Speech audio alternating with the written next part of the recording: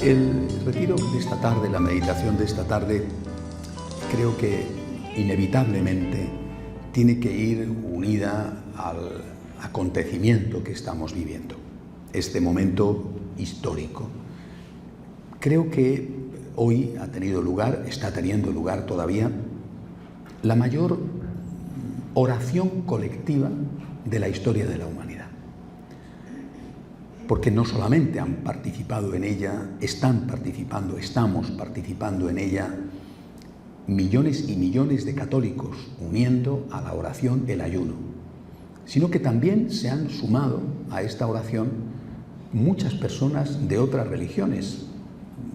Me imagino que los no creyentes no podrán hacer, obviamente, oración, pero sí que se habrán sumado también muchos no creyentes a esta iniciativa lanzada de verdad brillantemente por el Papa Francisco, buscando la paz. Es una oración por la paz. Y por eso, porque además estamos en el año de la fe, quisiera en esta meditación de esta tarde contestar a dos grandes cuestiones. A mí me parece que la primera es ¿qué relación hay entre oración y fe? Y la segunda, ¿cómo tiene que ser la oración de una persona de fe? Vamos con la primera cuestión. La fe en la oración y después la oración de la fe. La fe en la oración. ¿Por qué nosotros tenemos fe en la oración? O sea, estamos, repito, ante un acontecimiento que puede ser, todo parece indicar que, salvo que de verdad los líderes mundiales tomen en serio esta gran apelación de tantos millones de personas creyentes, se va a desencadenar una guerra, y esta guerra puede ser una guerra mundial, puede serlo. Entonces, ¿por qué nosotros tenemos fe en la oración? ¿Qué significa esto?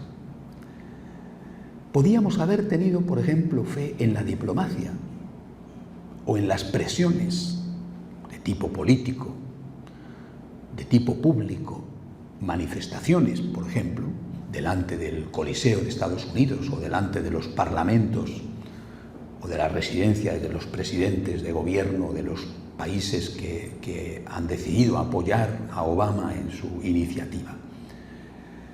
Podíamos haber hecho huelgas incluso violentas, como cuando tienen lugar estos grandes encuentros de economistas del mundo, el encuentro de Davos o incluso el G20, donde cientos de miles de personas, la mayoría jóvenes, de lo que se llama antisistema, se manifiestan y vemos todas las escenas con tanta violencia, con tanta agresividad. Podíamos haber hecho esto.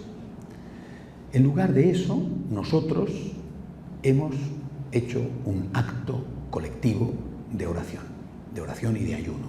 Y esto es porque tenemos fe en la oración. Ahora, ¿qué significa esto? Nuestra fe en la oración implica, primero, una fe en la existencia de Dios. Nosotros creemos que Dios existe, porque si no, es absurdo rezar al vacío, a la nada. Por eso he dicho que el no creyente no puede rezar. El no creyente no puede pedir.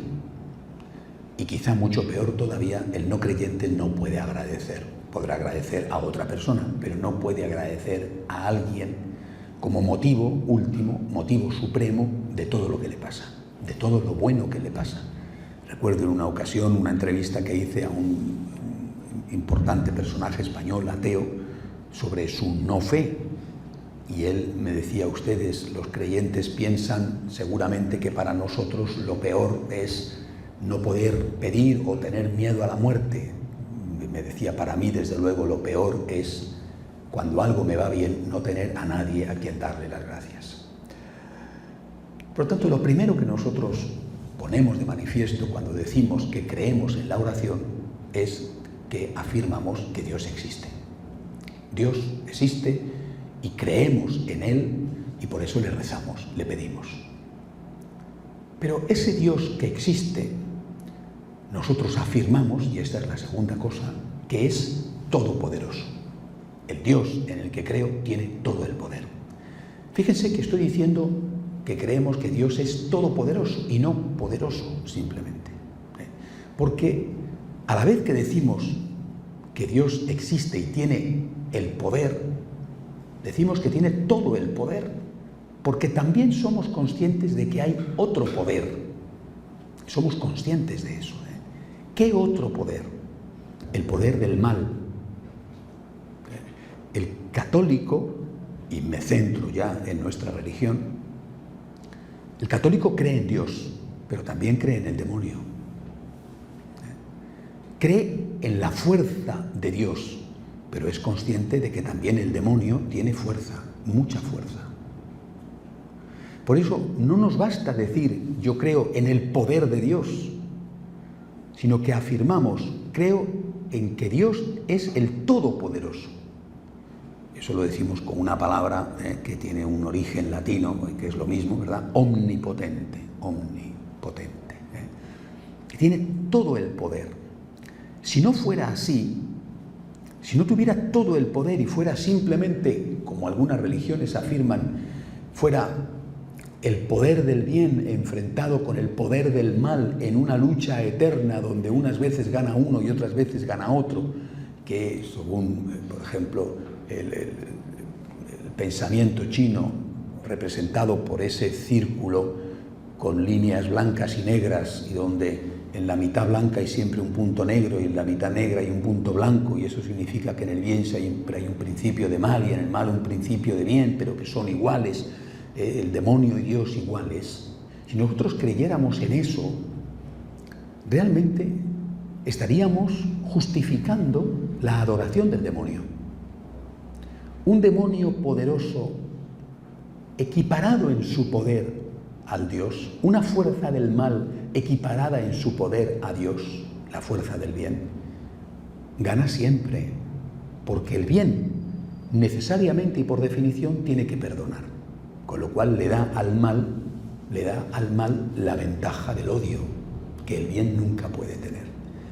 De ahí que cuando uno no tiene muy claro este concepto de que Dios es el Todopoderoso, termine por adorar al demonio, de una forma explícita o en la práctica, que eso es algo que muchos más de lo que parece hacen. Cuando digo adorar al demonio, me refiero al demonio y a sus aliados. Y creo que ustedes tienen aquí un problema muy serio con el tema de la Santa Muerte, de la llamada Santa Muerte, que probablemente hunde sus raíces en algunos gestos atávicos de violencia local, pero también muy propiciados por aquellos que quieren acabar con el cristianismo, que es la religión de la vida, del Cristo resucitado. Cristo muere, pero resucita.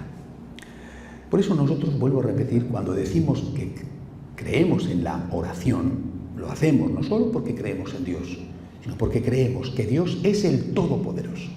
Y por eso rezamos. No somos seguidores del demonio, no somos seguidores de la Santa Muerte, somos seguidores del Dios de la vida, de Cristo resucitado.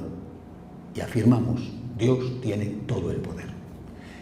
Sin ocultar que también efectivamente el demonio tiene poder.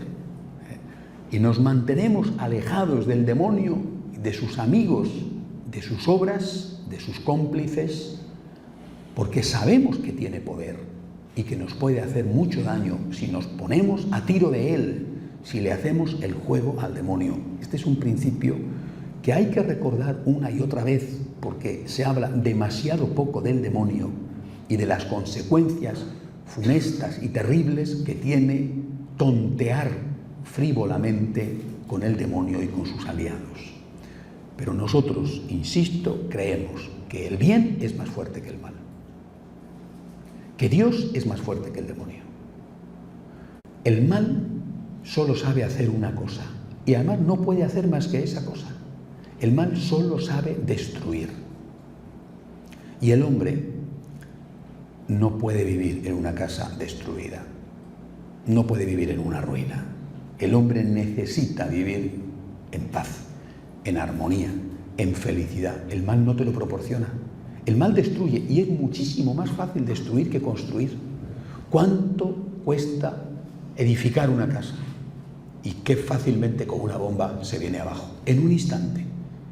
Tantos esfuerzos y de repente todo se cae.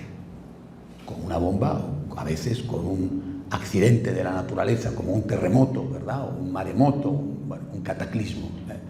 Tantos esfuerzos en un momento se vienen abajo. Es muy fácil destruir y es muy difícil construir, pero el hombre continuamente construye y reconstruye, porque no se puede vivir en una ruina. Por eso, este es el motivo antropológico por el cual el mal nunca va a triunfar.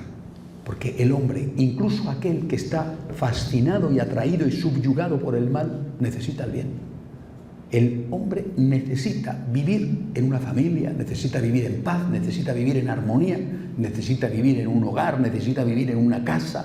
Y toda la historia, incluso cultural, del hombre ha sido intentar alcanzar unas comodidades que le permitieran vivir mejor, dominar un clima que a veces era agresivo, pues mediante, por ejemplo, el aire acondicionado, cuando la técnica ha podido proporcionárnoslo, y antes pues los abanicos, y antes siempre intentar vivir con la mayor comodidad posible, porque el hombre necesita eso.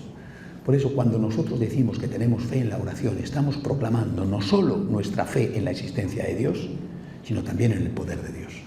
Dios es el Todopoderoso. Segunda cosa. Tercer punto. Nosotros proclamamos que no solamente Dios existe y Dios tiene el poder, sino que además Dios lo ejerce. Dios ejerce su poder, porque podía tener el poder, el supremo poder, y ser indiferente. Yo tengo el poder, pero no tengo nada que ver contigo. Tu historia es tu historia, no quiero saber nada de ella. Tú tienes tus problemas, no me cuentes tus líos, que además probablemente te has metido tú en ellos, o te ha metido otro. Yo ya creé el mundo bien hecho, puse unas leyes que rigieran la naturaleza, he hecho mi parte, no me pidas ahora que intervenga.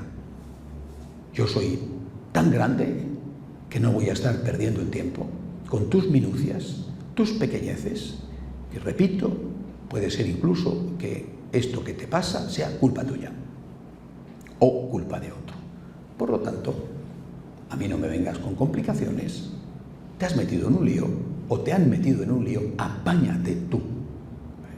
En cambio, nosotros creemos que este Dios que existe, que tiene todo el poder, es un Dios que nos ama, que se interesa por nosotros, que amándonos e interesándose por nosotros, está dispuesto incluso a cambiar el orden de la propia naturaleza que Él ha creado y las leyes naturales que Él mismo ha creado por amor a nosotros. Y está dispuesto a cambiarlo y lo hace. Lo hace cada vez que hay un milagro. Cada milagro es una intervención explícita del Todopoderoso por amor al hombre para modificar temporalmente, puntualmente, una ley de la naturaleza, una curación de un cáncer o la resurrección de un muerto. Naturalmente que hay milagros de otro tipo, ¿verdad? Por ejemplo, los milagros del alma, los milagros espirituales, pero los más visibles son los milagros de tipo físico, y no me refiero solo a las curaciones, al tema de la salud, que hay muchísimas. Naturalmente no todas, ahí entra el misterio, porque sí o porque no, pero existen y son muchas. ¿Por qué Dios lo hace? Porque quiere manifestar no solamente su poder, sino también su amor. Dios me ama. No solamente es grande, tiene todo el poder, sino que se preocupa de mí. Pequeñísima criatura, no de mí gran criatura, sino pequeñísima criatura. Y no de un conjunto de pequeñísimas criaturas que sumadas hacen algo grande. la humanidad, sino de cada una de esas pequeñísimas criaturas que forman parte de la gran humanidad. Esta es nuestra fe, por eso rezamos. Rezamos, nuestra fe en la oración está basada precisamente en que creemos en estas tres cosas. Dios existe, Dios es el Todopoderoso y Dios se interesa por mí, también por nosotros, es decir, también por el conjunto del pueblo, también por el conjunto de los hombres que somos la humanidad, pero por mí.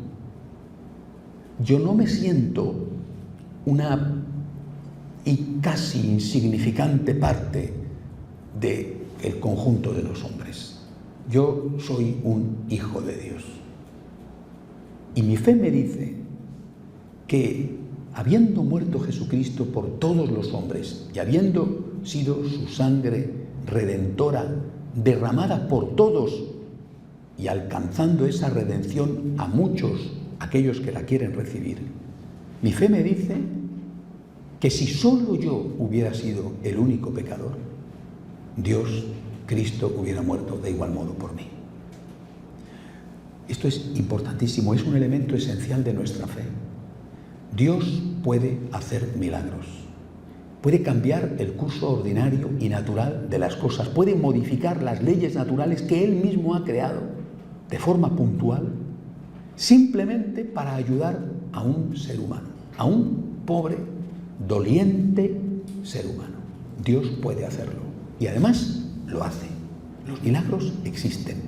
Si ese Dios en el que creemos no fuera capaz de hacer milagros, si no los hiciera aún siendo capaz, dice el Papa Francisco en su reciente encíclica Lumen Fidei, no merecería nuestro amor, no merecería nuestra fe. Dice el Papa, es una frase tremenda que dice en la encíclica: ¿por qué un Dios que no es capaz de socorrer a aquel fiel que se le acerca pidiendo ayuda, no merece que se crea en Él? Eso no significa, naturalmente, que tengamos que dejar de creer en Dios cada vez que no escucha nuestras súplicas.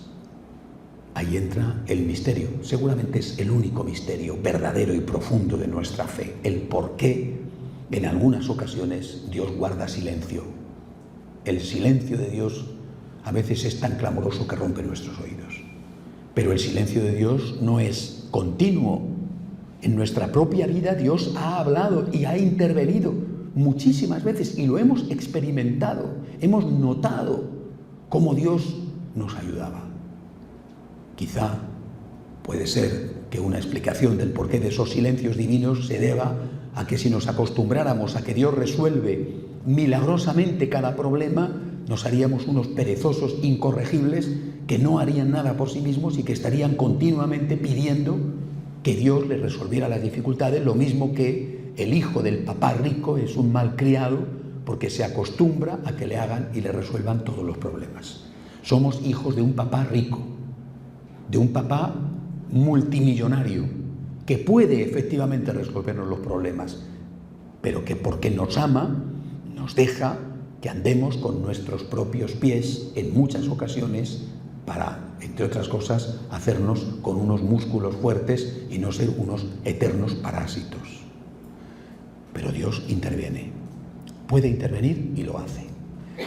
Estas tres motivaciones son las que justifican nuestra fe en la oración.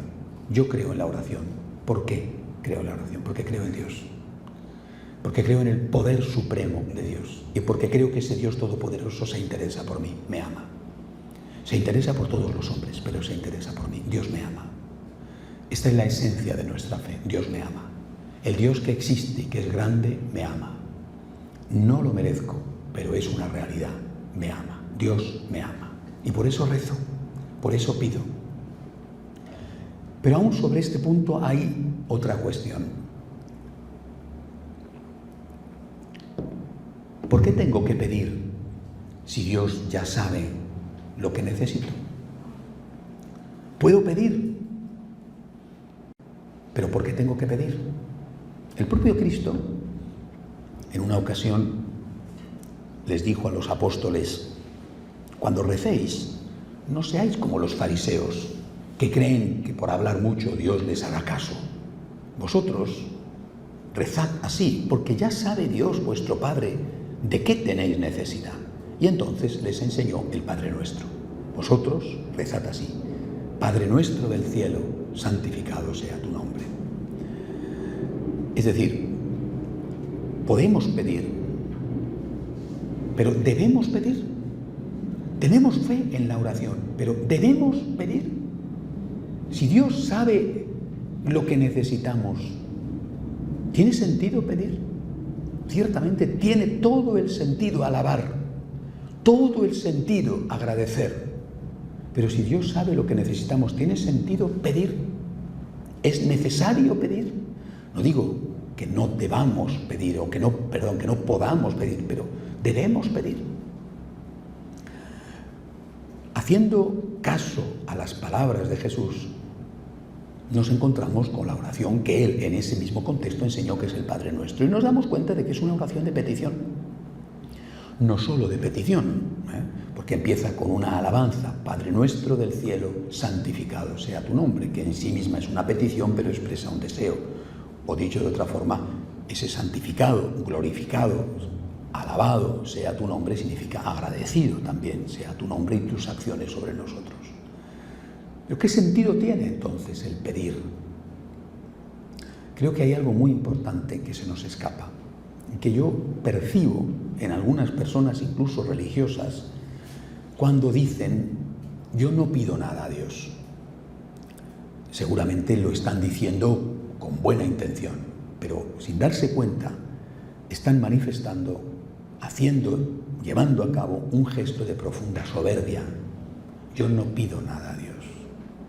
Porque eso puede cambiarse fácilmente por otro concepto: yo no necesito nada de Dios. No es eso lo que están queriendo decir. Están queriendo decir: Dios sabe lo que necesito, yo no se lo pido. O a veces dicen: yo no pido nada para mí, solo pido para los míos. Pero en el fondo puede haber soberbia, y por eso es necesaria la petición. Y Jesús repetidamente dice: pedid y se os dará.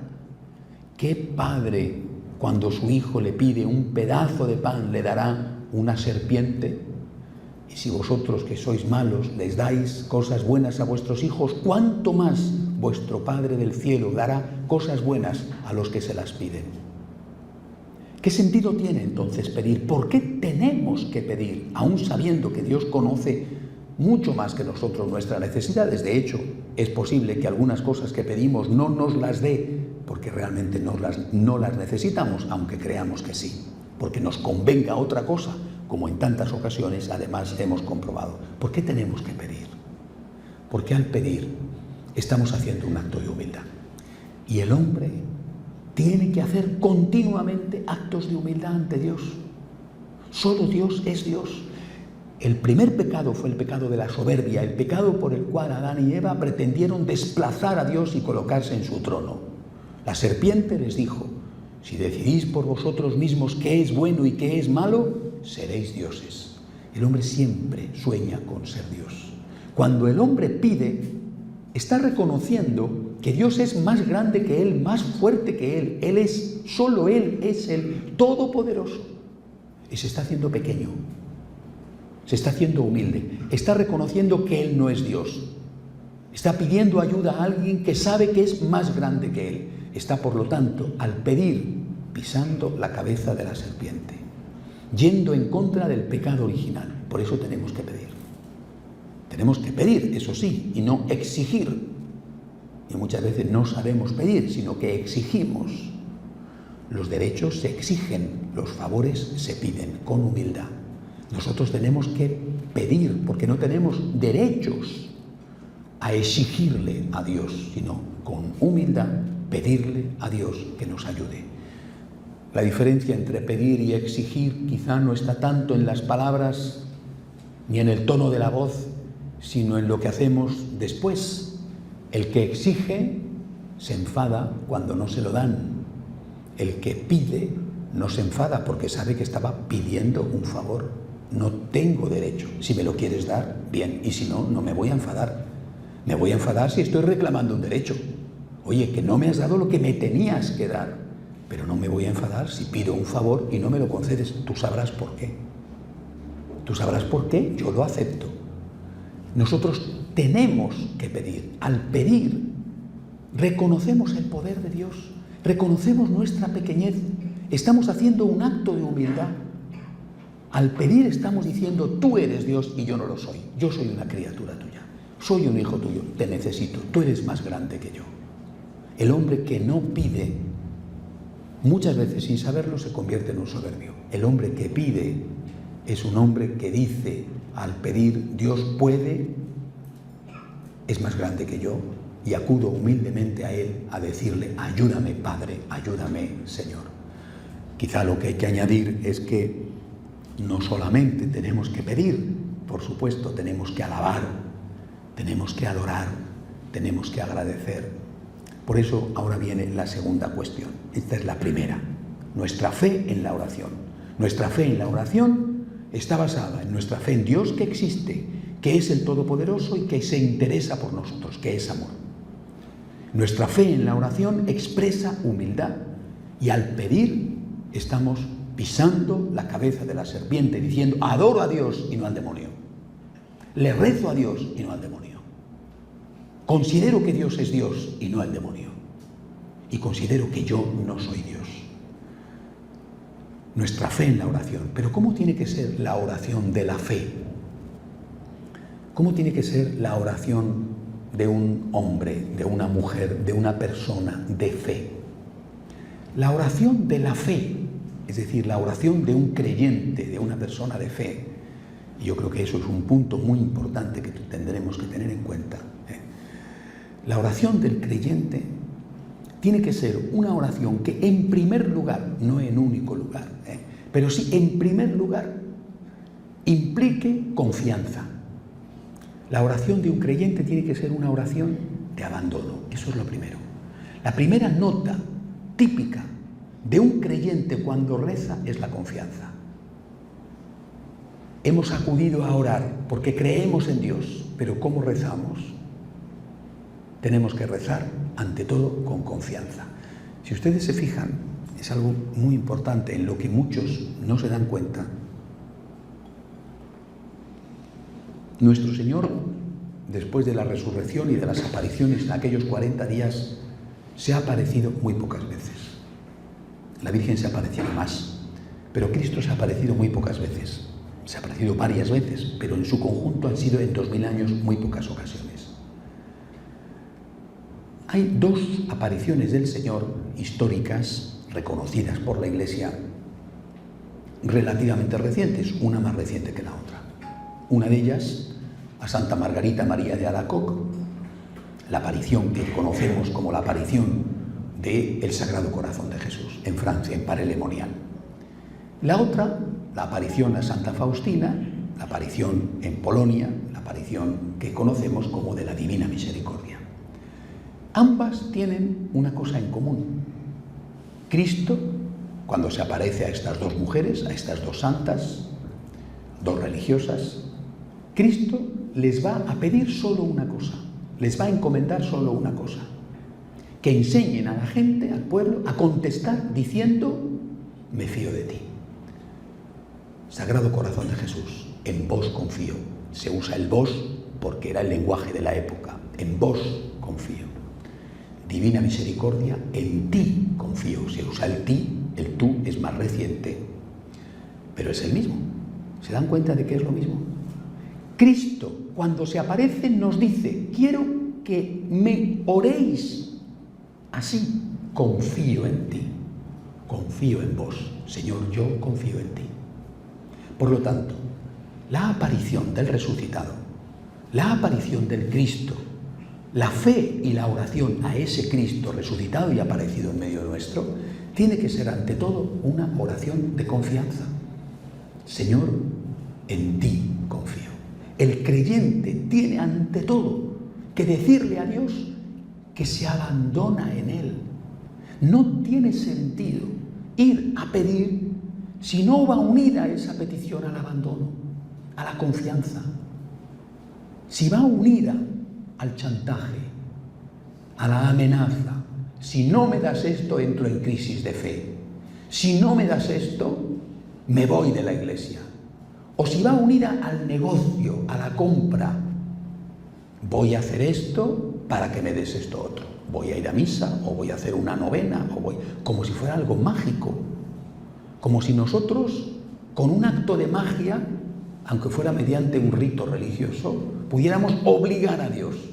Yo acudo a Dios confiando. Señor, yo confío en ti. Te pido humildemente que me ayudes. Me abandono en ti. Lo que tú me quieras dar es bueno. Lo que tú me quieras dar, Señor, es seguro lo mejor para mí. Esta actitud ante Dios es la única que nos da paz. Solamente la persona que se abandona en Dios tiene paz. El camino de la paz espiritual, el camino de la paz en la vida, va ligada no solo por la fe en la existencia de Dios, sino por el abandono. Dios mío, yo confío en ti. Naturalmente no es un abandono que implica renunciar a hacer las cosas que hay que hacer. No es que tú tienes una enfermedad y dices, Dios mío, yo confío en ti, e inmediatamente no vas al médico. Y dices, Dios mío, yo confío en ti y me voy al médico. El hombre tiene que poner su parte, pero sabiendo que es Dios, el Señor de la historia, el Todopoderoso, el que va a tener la última palabra. Y yo me abandono en Dios. Por lo tanto, la fe del creyente, he hablado antes de la fe en la oración y ahora quiero hablar de la fe del creyente, es decir, de la oración del creyente, tiene que ser en primer lugar una oración de confianza. Dios mío, yo confío en ti, yo me abandono en ti. Y tenemos entonces que hacer ese examen de conciencia para preguntarnos, ¿pero yo creo de verdad en Dios? Y bueno, sí, creo en Dios, en su poder y en su misericordia porque rezo. No es suficiente. Yo confío en Dios, yo confío en el Señor, confío de verdad. Yo creo en la divina providencia. Cuando existen problemas en mi vida, me digo a mí mismo, y se lo digo a Dios, y se lo digo a los demás, me digo a mí mismo, estoy pidiendo a Dios que me ayude, que me resuelva este problema, pero sé que lo que Él permita es lo mejor para mí. Yo sé que lo que Él permita, incluso aunque sea malo, es un acto de amor suyo. Pero no solamente para mí, sino también para los míos. Yo le pido a Dios ayuda y además hago todo lo posible para que las cosas salgan como creo que tienen que salir. Yo trabajo, me esfuerzo, utilizo mi imaginación, mi inteligencia y mi voluntad. Pero confío en Dios. Esa es la pregunta. ¿Confío en Dios? ¿Creo en la divina providencia? Una persona que no cree en la divina providencia, que no confía en Dios, no puede tener paz. Porque la paz no nos la da una visión inteligente que nos permite encontrar las respuestas acertadas a los problemas, las soluciones justas a las dificultades. La paz nos la da el abandono en el Señor y la confianza en su divina providencia. Esta es la oración del creyente. Por eso nuestro método de oración de los franciscanos de María, el primer punto en el que insistimos y que enseñamos a rezar es este: Jesús, yo me fío de ti, me fío de ti. Habrá veces que es tan fácil ver la mano de Dios actuando, tan fácil, tan evidente, pero otras veces no. Dios escribe muchas veces derecho con renglones torcidos. Los renglones torcidos se los hacemos nosotros los hombres, nosotros o los demás. Pero Dios siempre escribe derecho. Es decir, llega al último puerto donde tenía que llegar, aunque haya tenido que dar un gran rodeo por culpa nuestra que le hemos puesto muchos obstáculos. Yo confío en ti. Por eso, en esta circunstancia tan difícil, cuando el Papa ha convocado a millones de católicos, somos 1.100 millones de católicos, naturalmente, por desgracia, la inmensa mayoría no habrán hecho caso al Papa ni se habrán enterado. Pero me atrevo a decir que un porcentaje elevado de los católicos están hoy rezando, unidos al Santo Padre. Un porcentaje muy elevado, Y desde luego también otros de otras religiones. Pues bien, puede ocurrir que haya guerras. Puede ocurrir que nuestra oración no sirva de nada. Puede ocurrir que mañana Obama decida lanzar a sus aviones y destruir. Y quién sabe lo que podrá ocurrir en ese caso pasado mañana. No lo sabemos. Pero puede ocurrir todo. Y entonces, ¿es que no habrá valido nuestra oración? No. Nosotros, repito, cuando rezamos, hacemos un acto de humildad y de confianza. Señor, te suplico, no te exijo, pero Señor, yo me abandono en ti, yo confío en ti. Si tú no me das lo que te pido, no voy a dejar de creer ni en tu poder ni en tu amor, yo me abandono en ti. Y sé que eso, que es un renglón torcido, porque alguien no ha hecho lo que tú querías, eso, de una forma o de otra, conducirá, porque tú te encargarás de ello, al bien. Y sabrás tú, Señor, sacar el bien del mal. Y hasta sabrás sacar el bien de las bombas destructoras, como así ha sido en tantas ocasiones en la historia de la humanidad. Por eso nosotros, insisto, personas creyentes que creemos en la oración, tenemos que orar diciendo en primer lugar, confío en ti. No solamente en estos grandes acontecimientos, en esta vigilia que estamos haciendo, sino también en nuestros acontecimientos personales. Confío en ti, Dios mío, me abandono. No entiendo por qué, pero si tú lo has permitido, para mí o para los míos, que es mucho más difícil, es mucho más difícil abandonarse en Dios cuando lo que está en juego es la suerte de los nuestros. Señor, tú les amas más que yo. Tú les amas más que yo. Tú respetas su libertad, su libre albedrío. Yo también. Te rezo por ellos, te suplico por ellos, les doy el ejemplo, les doy la palabra. He hecho todo lo que he podido. ¿Cómo están? Haciendo mal uso de su libertad para hacerse daño o para hacer daño a otros o para vivir extraviados de tu camino, que es el único que da la felicidad. Señor, sin embargo, yo confío en ti. Confío en ti. Fíjense que aquella respuesta sabia y maravillosa de San Ambrosio a Santa Mónica implica esa confianza. Cuando Santa Mónica desesperaba, sufría tanto al ver el camino extraviado de San Agustín, su hijo, que entonces era un famoso profesor de oratoria, de filosofía en la corte del emperador en Milán, al norte de Italia. Y cuando todo parecía indicar que aquel muchacho que llevaba una mala vida y que desde luego no era de ningún modo un ejemplo en ningún aspecto, aunque era un triunfador desde el punto de vista humano, San Ambrosio, el obispo de Milán, le dijo a Santa Mónica, no se puede perder el hijo de tantas lágrimas. Y no se perdió. No se perdió. Confía, confía, abandónate. Dice el Señor, ¿es que acaso el hombre, a base de preocuparse, puede añadir un minuto a la historia de su vida? ¿O puede añadir un palmo a su estatura? Y dice, mirad los lirios del campo, que ni tejen ni hilan, y ni Salomón en todo su esplendor vistió como uno de ellos. Mirad los pájaros del cielo, que no atesoran, y que sin embargo Dios se cuida de ellos. Ni uno solo de los cabellos de vuestra cabeza caen, sin que Dios lo sepa y lo permita. ¿Es que acaso no os ama a vosotros Dios mucho más que a los lirios del campo o que a los pájaros del cielo? Por eso creo que nosotros, personas que creemos en la oración, sin embargo, no sabemos hacerlo bien y no sabemos decirle a Dios, nada más empezar nuestra oración, Dios mío, yo confío en ti. Dios mío, me abandono en ti, me abandono en ti. En ti he puesto yo mi vida, en ti he puesto la vida de los míos, en tus manos, y están en las mejores manos, en lo bueno y en lo malo. Yo confío en ti. Cuando entiendo y cuando no comprendo, cuando las cosas salen como he pedido y como deseo y cuando salen justo al revés, cuando es una gran desgracia que cae sobre mí o cuando todo va muy bien, Dios mío, yo creo en ti, yo me abandono en ti, Dios mío, yo confío en ti. En tus manos de Padre misericordioso he puesto mi vida y la vida de los míos. Dios mío, yo confío en ti. Naturalmente que nuestra oración, la oración de un creyente, tiene que tener más puntos, ¿verdad? La adoración, el afecto, el agradecimiento, La petición, como he dicho, la súplica de perdón, el ofrecimiento.